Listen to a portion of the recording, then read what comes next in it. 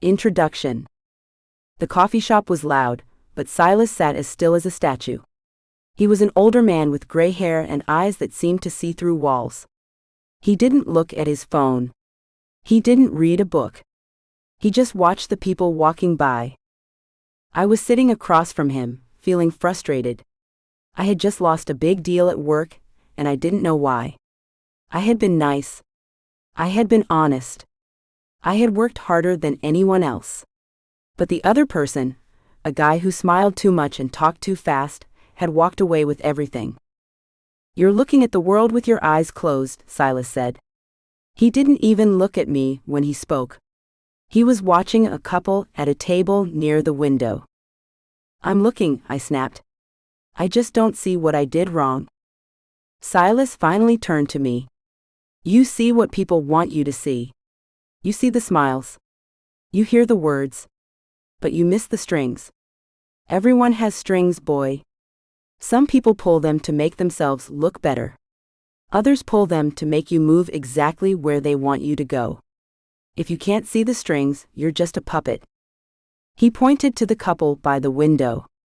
To me, they looked happy. They were leaning in close. The man was whispering something, and the woman was nodding.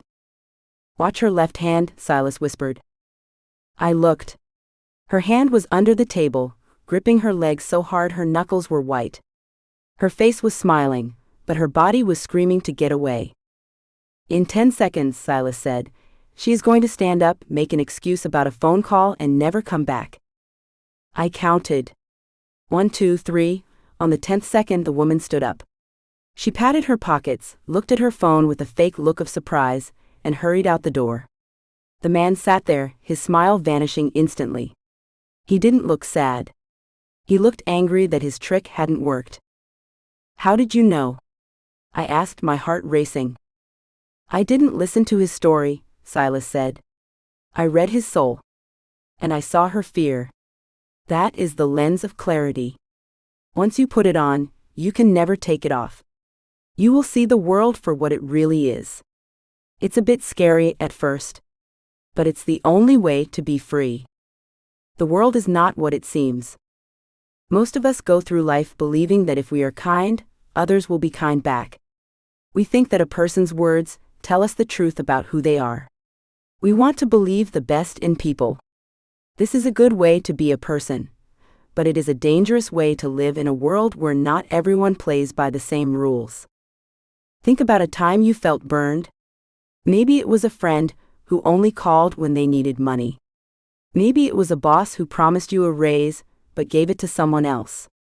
Maybe it was a partner who made you feel like every argument was your fault, even when you knew you hadn't done anything wrong. In those moments, you feel a cold pit in your stomach. You feel confused. You ask yourself, how did I miss the signs? The truth is, the signs were there. They are always there. But you weren't taught how to look for them. Our schools teach us how to read books and solve math problems, but they never teach us how to read a human being. They don't teach us about the dark parts of the human mind. There are people who spend their whole lives learning how to pull your strings. They know how to make you feel guilty. They know how to make you feel small. They know how to make you trust them so they can take what they want. This isn't a movie. It happens in offices, in living rooms, and on street corners every single day. If you feel like you are constantly being overlooked or taken advantage of, it isn't because you aren't smart. It's because you are playing a game without knowing the rules. You are standing in the dark, while others are using night vision goggles. This book is those goggles. Becoming the person who sees. By the time you finish these pages, the way you walk through a room will change. You won't be the person who gets tricked anymore.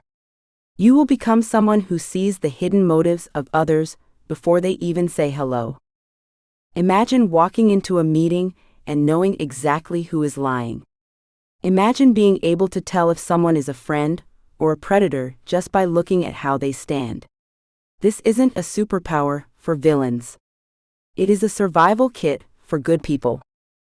When you understand dark psychology, you aren't becoming a bad guy. You are becoming a person who cannot be fooled. You are moving from a place of naive trust, where you trust everyone and get hurt, to a place of informed discernment. You will still be a kind person. In fact, you will be a better person, because you will be able to protect yourself and the people you love. You will have the power to stay calm when someone tries to make you angry. You will have the lens of clarity to see through the fog of lies and manipulation. This isn't about becoming mean or paranoid. It's about being awake. It's about realizing that you don't have to be a puppet. You can cut the strings. Why you can trust this path. The things you are about to learn aren't just guesses. They are based on hundreds of years of human history and modern science. We will look at the ideas of men like Niccolò Machiavelli. He lived a long time ago, but he understood power better than almost anyone. He knew that people often say one thing but do another. He wrote the blueprint for how people use influence to get what they want. We will also look at the work of Paul Ekman. He is a scientist who spent his life studying faces. He discovered that our faces leak the truth.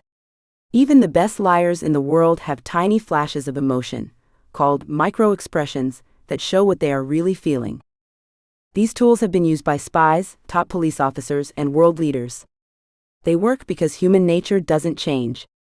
Whether it was 500 years ago or this morning in a modern office, the way people try to control each other is the same. I have spent years studying these patterns because I was tired of being the person who got hurt. I wanted to know the why behind the lies. What I found was a hidden language that we all speak, but very few of us understand. This book is the dictionary for that language. Meet Leo. To see how this works in the real world, we need to look at Leo. Leo is a project manager at a big tech company. He is the kind of guy who brings donuts to the office on Fridays. He stays late to help his team. He never raises his voice. His coworkers like him, but they don't exactly respect him. Leo has a boss named Sarah. Sarah is fast-talking, wears expensive suits, and always seems to be 3 steps ahead of everyone else. Lately, Leo has been feeling like he is losing his mind. Last week, Leo finished a huge project called the Atlas Project. He worked on it for 6 months. But in the big meeting with the company leaders, Sarah talked about the project like it was her idea. She used words like "I decided" and "my vision." When the CEO praised her, she didn't even look at Leo. When Leo tried to talk to her about it later, she laughed and patted his arm. "Leo, don't be so sensitive," she said. "We're a team. I was just representing our hard work. You know I always have your back, right?" Leo walked away feeling guilty for even being upset. He started to doubt himself. Maybe I am being too sensitive, he thought. Maybe she really is just looking out for the team. But the pit in his stomach didn't go away. Leo is being gaslit. He is being manipulated by a master. He feels the puppet strings pulling at his confidence every day. He feels like an open book that Sarah can read and throw away whenever she wants. Leo is at a breaking point. He wants to be a leader, but he feels like a doormat. He wants to trust people, but he feels like he is being hunted. In the chapters ahead, we are going to follow Leo. We are going to watch him put on the lens of clarity. We are going to see him learn the same tools you are learning. We will see if he can stop Sarah from taking his career, or if he will stay a puppet forever. The journey ahead. We are about to go on a trip into the darkest corners of the human mind.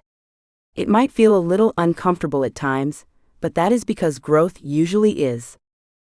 First, we will explore the dark triad. These are the 3 types of personalities that are most likely to use and hurt others. You will learn how to spot them in your office, or even in your family. Then, we will dive into the 7 micro-signals. You will learn how to read a person's face in less than a second. You will see how a tiny twitch of the lip or a blink of the eye can tell you everything you need to know about a person's hidden intentions. We will look at why our brains want to trust the wrong people.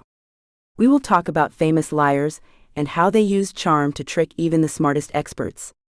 You will learn why your own intelligence can sometimes be a trap that manipulators use against you. You will learn about the great imposter and how some people can fake being anyone. You will see how your body speaks even when your mouth is closed, and how to make sure your body isn't leaking your secrets to your enemies. We will talk about why we obey bad leaders and how gaslighting works to make you doubt your own reality. Most importantly, you will learn how to build a shield. You will learn how to stay calm, how to set boundaries, and how to use your new awareness to influence people for good. By the end, you won't just know how to protect yourself. You will know how to lead. You will know how to build real, honest connections, because you will finally be able to tell the difference between a real friend and a fake one. The strings are there. The question is, will you keep dancing or will you start to see the person holding the crossbar? Let's begin. Chapter 1, Dark Psychology, the Hidden Science of Human Influence. In 1513, a man named Niccolò Machiavelli spent his days covered in mud and bird feathers. He lived on a small, quiet farm outside of Florence, Italy. Just a year earlier, he had been one of the most powerful men in the city. He was a diplomat who traveled to royal courts and met with kings. But politics is a dangerous game. When the wrong family took power, Niccolò was thrown into a dark prison cell.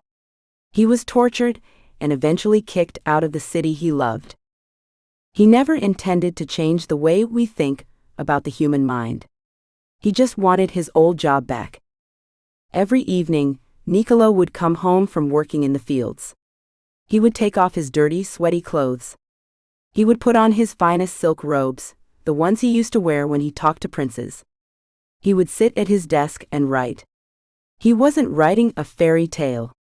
He was writing a guide to how people actually behave when they think no one is watching. This book, The Prince, became the foundation for what we now call dark psychology. Niccolò wrote that most people believe the world is a nice place where everyone plays fair. But he had seen the truth in the royal courts. He saw that behind every nice smile, there was often a hidden reason. He realized that some people don't use kindness to be kind, they use it as a tool to get what they want. This was the first time anyone had looked at human behavior through a lens of clarity. This lens doesn't see what we wish people were like. It sees what they are actually doing. Niccolò's work suggests that we are all connected by invisible puppet strings. These strings are our fears, our needs for praise, and our desire to fit in. Most of the time, we don't even know these strings are there. But a few people, the ones who understand dark psychology, know exactly how to pull them. They don't have to use force. They just have to find the right string. The three faces of the dark triad.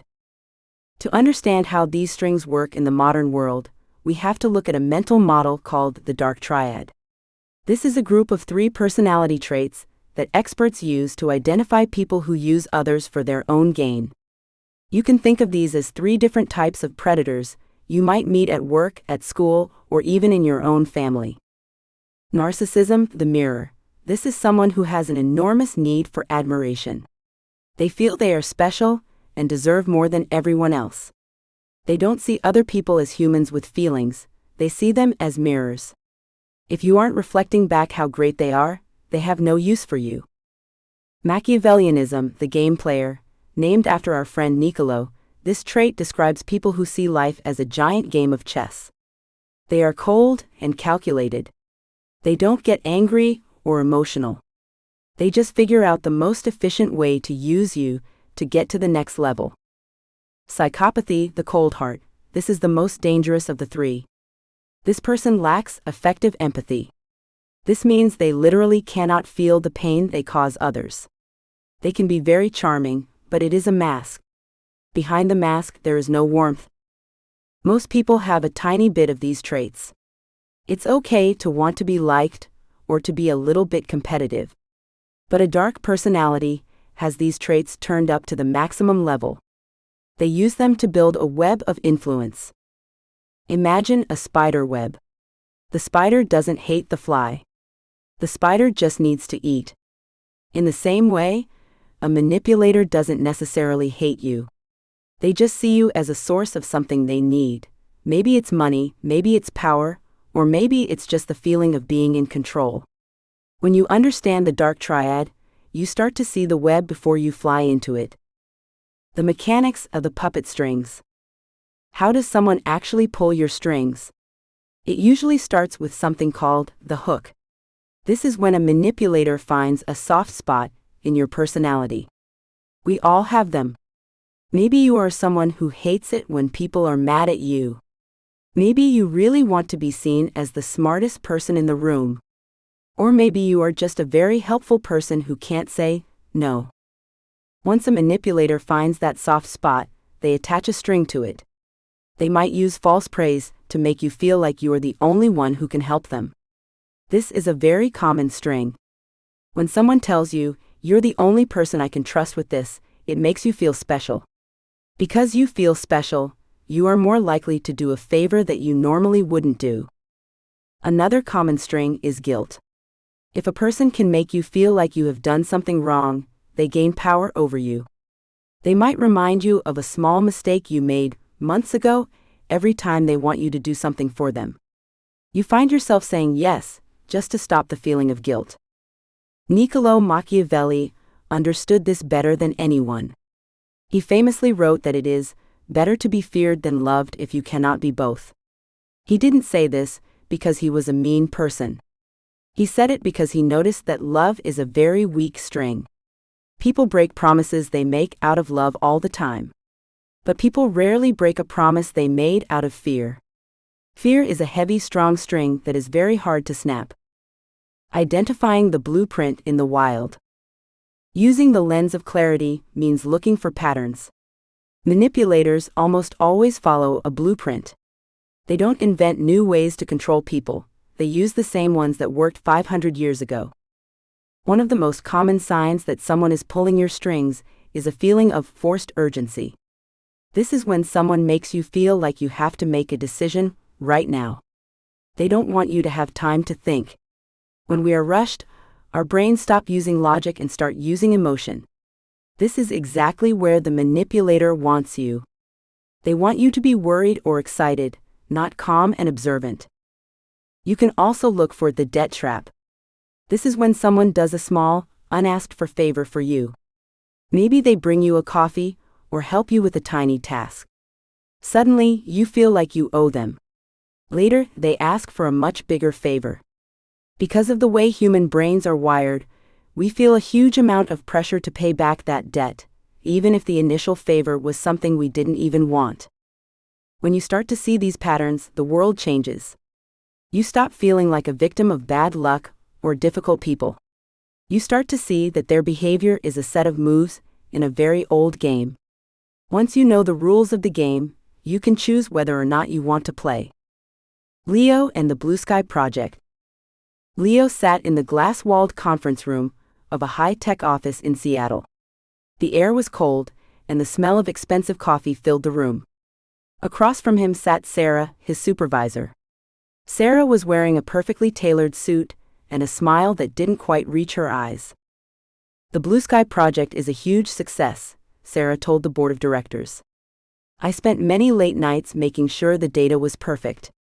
It was a challenge, but I knew I could get it done." Leo felt a sharp sting in his chest. He was the one who had stayed up until 2 a.m. for 3 weeks. He was the one who had found the error in the code that saved the company millions. Sarah hadn't even looked at the data until 10 minutes before the meeting. As Sarah continued to talk, Leo looked at her differently. Usually, he would have been fuming with anger or shrinking in his chair, doubting if he had really done that much work at all. But today, he tried to use his new lens. He noticed the way Sarah looked at the CEO. She wasn't just talking, she was mirroring him. When the CEO leaned back, she leaned back. When he used a specific word like synergy, she used it a minute later. She was attaching strings to the most powerful person in the room. Leo realized that Sarah wasn't just a tough boss. She was following a blueprint. She had identified Leo's soft spot, his desire to be a team player and his fear of conflict. She knew that if she took credit for his work, he would be too nice to say anything in front of the board. For the first time, Leo didn't feel like a victim. He felt like an observer. He could see the puppet strings vibrating in the air. He saw how Sarah played the board like an instrument. She would offer a tiny bit of praise to one person, then a subtle hint of a threat to another. "Leo, don't you agree?"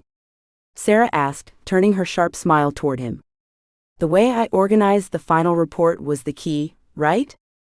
The room went silent. Everyone looked at Leo. Usually, he would have just nodded and said yes to keep the peace. But the lens of clarity was showing him something else. Sarah wasn't asking a question, she was pulling a string. She was trying to force him to agree to a lie in public, so that he could never take his credit back later. Leo took a slow breath. He didn't get angry. He didn't start an argument. He simply looked at his notes. He wasn't sure what he was going to do yet, but he knew one thing for certain. He wasn't going to let the string pull him this time. The game had changed, and he was finally starting to learn the rules. The foundation of your defense. Understanding dark psychology isn't about becoming a bad person. It is about realizing that the world isn't always what it seems on the surface. Machiavelli didn't write his book to create more villains. He wrote it because he was tired of seeing good people lose because they didn't understand how power worked. When you use the lens of clarity, you are not being paranoid. You are being prepared. You are learning to see the difference between a genuine connection and a strategic move. This is the first step in protecting yourself. You cannot cut the strings until you can see them. As you move forward, keep the image of Niccolò Machiavelli in his silk robes in your mind. He knew that knowledge is the only thing that can level the playing field. Whether you are in a royal court or a corporate office, the psychology of influence remains the same. Leo was still sitting in that meeting, and Sarah was still waiting for his answer. The tension in the room was thick. He could feel the pressure to just be nice and give in. But the story of Leo's journey is just beginning. He has seen the strings, and that is a discovery you can never unmake.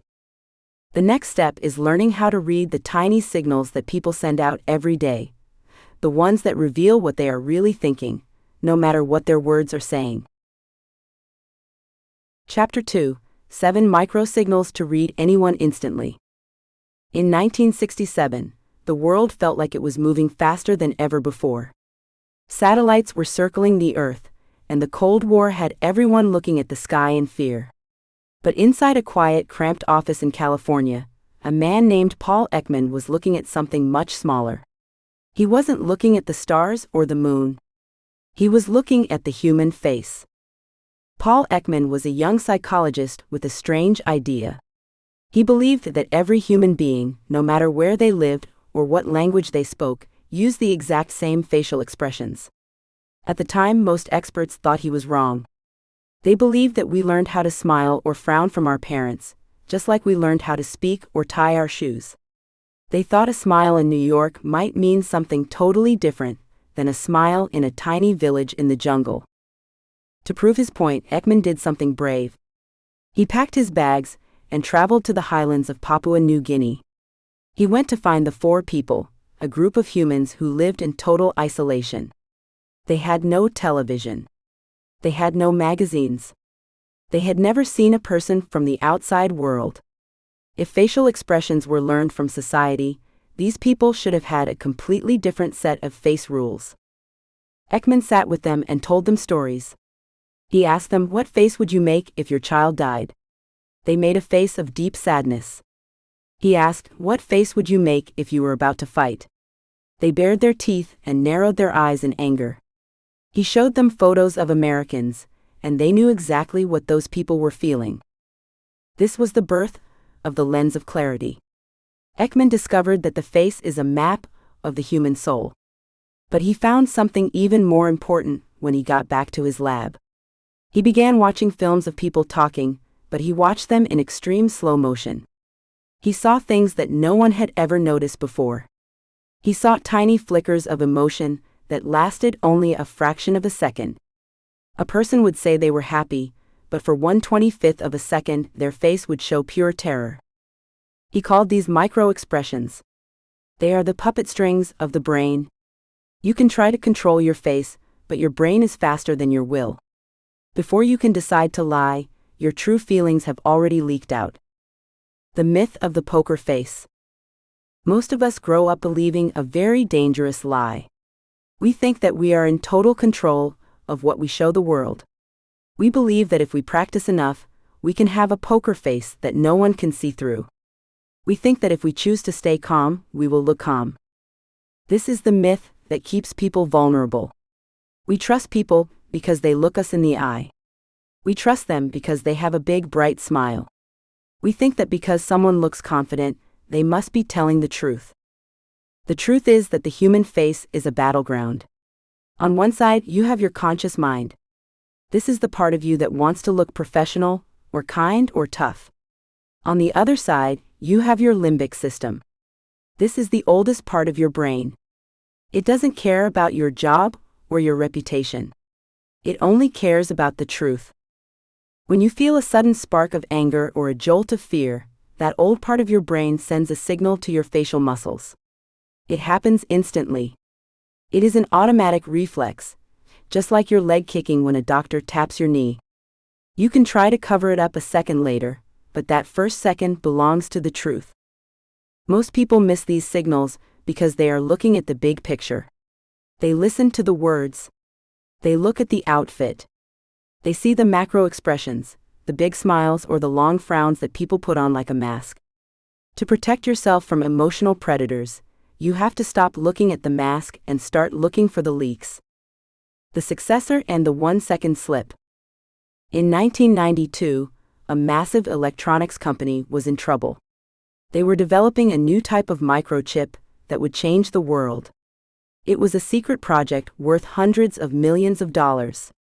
But every time they made a breakthrough, their biggest competitor seemed to find out about it within days. The company knew they had a spy at the very top. They narrowed it down to 3 high-level executives. One of them was a man everyone called the successor. He was the golden boy of the company. He was handsome, he was a great public speaker, and he was the person the CEO wanted to take over the company one day. The investigators brought in an expert who had been trained in Paul Ekman's methods. They didn't have any physical evidence, so they had to rely on the lens of clarity. The investigator sat across from the successor in a cold, quiet boardroom. He didn't start with accusations. He talked about the company's future. He talked about the microchip. The successor was perfectly calm. He leaned back in his chair. He looked like a man with nothing to hide. Then the investigator changed his tone. He leaned forward and said, "We found a digital footprint on the server. We know exactly who accessed the files at 3 a.m. last Tuesday." It was a bluff. There was no digital footprint. The successor didn't flinch. He didn't gasp. He didn't even blink. He calmly said, "That's good news. I hope you catch whoever did it." But the investigator saw it.